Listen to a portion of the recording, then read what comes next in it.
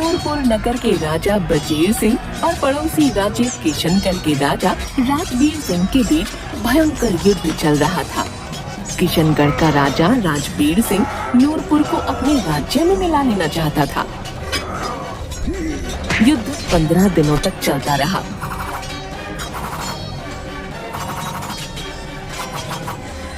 सैकड़ों सिपाही मारे गए, लेकिन अंत में राजबीर सिंह को रणभूमि को छोड़ भागना पड़ा और बजीर सिंह इस युद्ध में विजयी हुए। लेकिन युद्ध में अधिकतर राजकोष खाली हो चुका था और धनापूर्ति के लिए चिंतित बजीर सिंह की तबीयत बिगड़ती जा रही थी। बजीर सिंह अपने महामंत्री से, महामंत्री जी, हमें धन की बहुत जरूरत है। इस युद्ध में हमारा बहुत नुकसान हुआ है। सारा राजकोष खाली हो चुका है। हमें जल्द से जल्द धन की व्यवस्था करनी होगी। हाँ महाराज, हमें इस विषय पर सोचना होगा, क्योंकि जब तक धन की जरूरत पूरी नहीं होगी तब तक राज्य का कार्य चलाना मुश्किल होगा। महाराज, आप अपने पुराने महल में छुपे खजाने को क्यों नहीं निकलवा लेते? महामंत्री जी, आपको तो पता है कि उस खजाने तक सिर्फ वही इंसान पहुंच सकता है जो ईमानदार, निस्वार्थ और उसके साथ साथ बुद्धिमान भी हो। जब भी कोई उस पुराने महल में गया है, कभी वापस नहीं आया है, और ये बात गांव के लगभग सभी लोग जानते हैं। और ऐसा कोई व्यक्ति नहीं है जिसके अंदर लालच ना हो, और आज के समय में ऐसा व्यक्ति मिलना असंभव लगता है। आप मुझे कुछ दिन का समय दीजिए, मैं ऐसे इंसान की जरूर तलाश करूंगा। महामंत्री ये जानते थे कि उस पुराने महल में जाने के लिए हिम्मत के साथ साथ हौसला भी चाहिए, और ये दोनों चीजें हमारे सैनिकों में नहीं है। महामंत्री ने बहुत ढूंढा, पर कोई भी ऐसा व्यक्ति नहीं मिला जो उस महल में जा सके। उन्होंने बहुत जगह ढूंढा, पर कहीं ऐसा व्यक्ति नहीं मिला। महामंत्री परेशान होकर बैठ जाता है।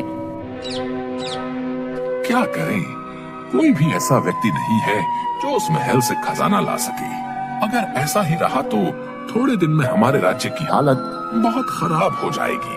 कि तभी उसकी नजर खेत में काम कर रहे एक व्यक्ति पर पड़ती है। चलो इसे भी जांच लेते हैं।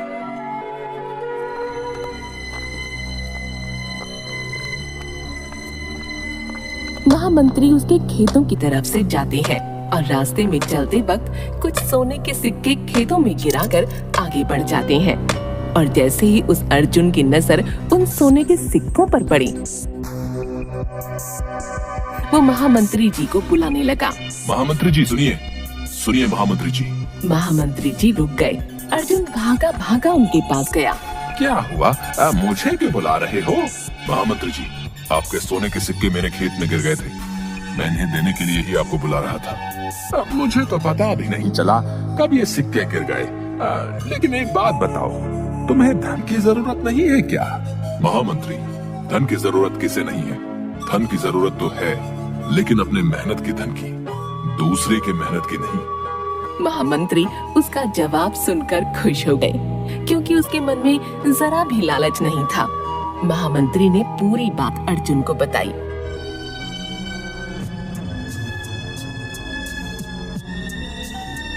और उससे पूछा, क्या तुम वहाँ उस पुराने महल में जाओगे? अगर मेरे जाने से इस राज्य की समस्या का समाधान हो जाएगा तो मैं जरूर जाऊंगा।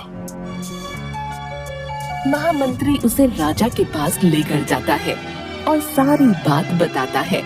राजा ये बात जानकर बहुत खुश होते हैं।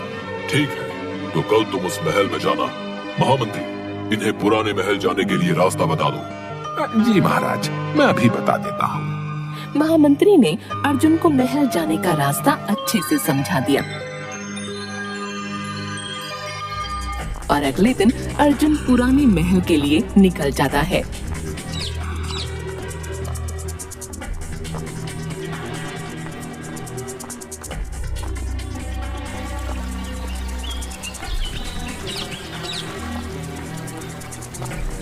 और बहुत दूर चलने के बाद वो महल पहुंच जाता है।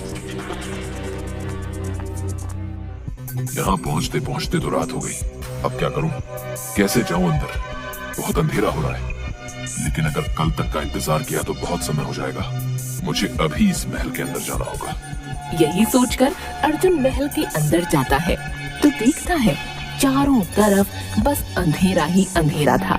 उसे कहीं भी सोना तो क्या, सोने का नामो निशान तक दिखाई नहीं दे रहा था। वो बस चलते जा रहा था। वो थोड़ा आगे बढ़ता है, तभी उसे वहाँ 2 दरवाजे नजर आते हैं। अब कौन सा दरवाजा सही है? इस दरवाजे में जाऊं? अरे ये क्या, इनमें तो ताले लगे हुए हैं। इनकी चाबियां किसके पास होंगी?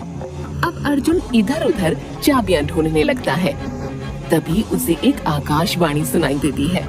अगर तुम्हें सही दरवाजे की चाबी चाहिए तो तुम्हें मेरी इस पहेली का जवाब देना होगा। बताओ, वो कौन सी चीज है जो उजाले में दिखती है, काले रंग की होती है, लेकिन अंधेरे में छुप जाती है? अर्जुन परेशान हो जाता है और कुछ देर दिमाग पर जोर डालने के बाद कमरे में इधर उधर घूमने लगता है और अचानक से उसे जवाब याद आता है। ऐसी तो दुनिया में बस एक ही चीज है और वो है हमारी परछाई। बहुत बढ़िया। इतने अंधेरे और अकेलेपन के बावजूद तुमने अपनी बुद्धि को संयम में रखकर जवाब सोचा। ये सच में काबिले तारीफ है। चलो, तुमने इस कमरे में जाने का पहला चरण तो पार कर लिया। बाएं हाथ के दरवाजे के पास जाओ और ध्यान से देखो, ताला खुला है। अब जैसे ही ये दरवाजा खुलेगा तुम्हें एक बड़ा कमरा दिखाई देगा, जिसके एक शोर से दूसरे शोर तक जाने के लिए तुम्हें कुछ कठिनाइयों का सामना करना होगा। कठिनाइयों से तुम्हें गणेश जी ही बचाएंगे। अगर इस परीक्षा में तुम सफल रहे तो अंत में तुम पूज्य महात्मा के कक्ष तक पहुंच जाओगे। ये तुम्हारी बुद्धि और ईमानदारी की परीक्षा है। अर्जुन आगे बढ़ता है और उस दरवाजे से अंदर जाता है। वहाँ उसे महल का एक बड़ा कमरा दिखाई देता है और ठीक कमरे के दूसरी तरफ एक और दरवाजा। अब मुझे उस दरवाजे के अंदर जाना होगा, लेकिन आकाशवाणी ने कुछ मुश्किलें आएंगी ऐसा कहा था। वो क्या है पता नहीं। अर्जुन एक कदम आगे बढ़ाता है। कमरे के फर्श पर लगे पत्थर अलग अलग रंग के चमकने लगते हैं और एक तरफ से उड़ता हुआ पत्थर आकर उससे टकराता है और उसे घायल कर देता है। इससे पहले कि अर्जुन कुछ समझ पाए, वहाँ पर बहुत सी चमगादड़ें उड़ती हुई उस पर झपट पड़ी। ये क्या हो रहा है? मुझे कुछ समझ नहीं आ रहा। तभी उसे आकाशवाणी में कही बात याद आती है और वो सोचने लगता है कि गणेश जी कैसे उसकी मदद कर सकते हैं। ध्यान से देखने पर उसे फर्श के एक छोर से दूसरे छोर तक एक स्वस्तिक चिन्ह नजर आता है और वो समझ गया कि उसे इन्हीं पत्थरों पर पैर रखकर आगे बढ़ना होगा। अब मैं स्वस्तिक चिन्ह वाले पत्थरों पर चलता हूँ। और अर्जुन आगे बढ़ता है और स्वस्तिक चिन्ह के ऊपर चलते हुए कमरे के दूसरे छोर पर पहुंच जाता है और वहां जाकर जैसे ही दरवाजा खोलता है उसे उस कमरे में एक महात्मा दिखाई दिए।